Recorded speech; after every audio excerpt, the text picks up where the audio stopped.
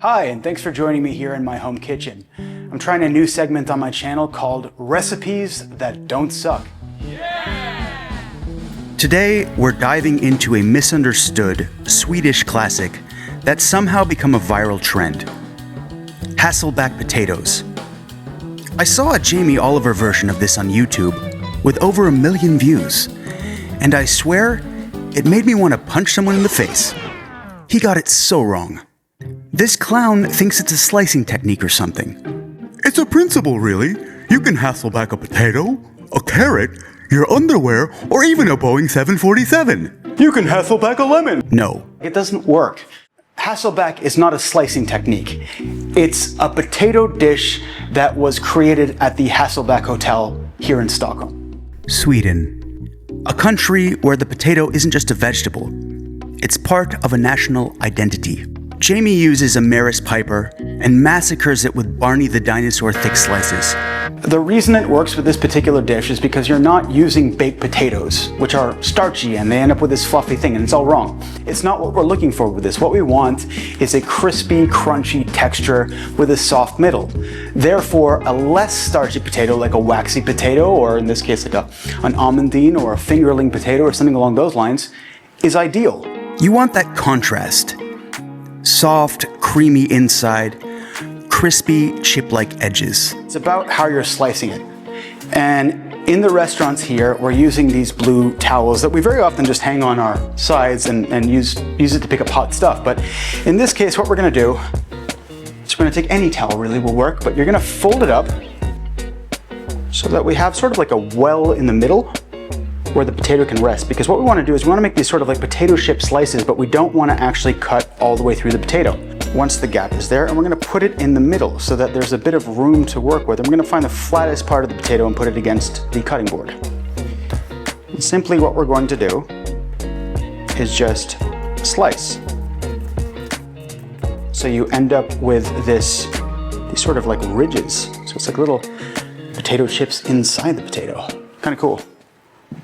We're just going to do up as many potatoes as we want for this particular recipe. I'm not going to do that many because it's just for the sake of my lunch and showing you how to do this. Start with a little bit of oil. Some salt. Generous amounts at a height, of course. And then pepper. Always freshly ground. It's way better. And then we're going to take this thing. The Swedes use it to cut blocks of cheese. There's an etiquette around this. It's a very revered piece of kitchen equipment here in this country. And honestly, I think if there were a zombie apocalypse, this might be the Swedes' weapon of choice. And we're just gonna make these like long, thin strips with this. And you can use like a potato peeler for this, or like if you don't have one, or like a mandolin or something, or just any way of making these like long strips of butter. And we just get an even coating that way, and it sort of melts over the top in a uniform way that we're looking for, because we don't want to waste the butter. We don't want it to like not go into the nooks and crannies and that sort of thing, but this is the way I like to do it. I guess you can do it a variety of different ways, but for me this yields the best result. So I'm going to start the potatoes now, but we're not going to let these cook all the way. There's a variety of things we're going to do to ensure that we get the best result with this in the end, but for now we're going to start baking them so that they're ready to work with a little bit later on.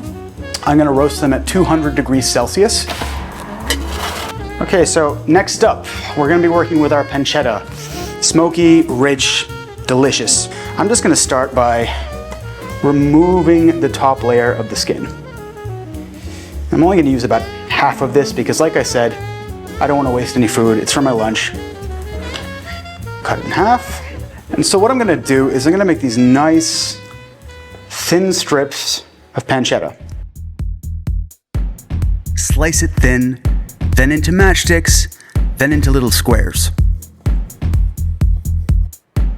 Fry it low and slow so it renders out the fat and starts to crisp in its own glory. Stir often. You want even golden brown, not burnt.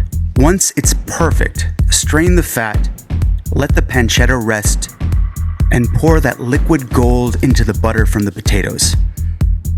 Stick it back in the oven until everything is hot and bubbling.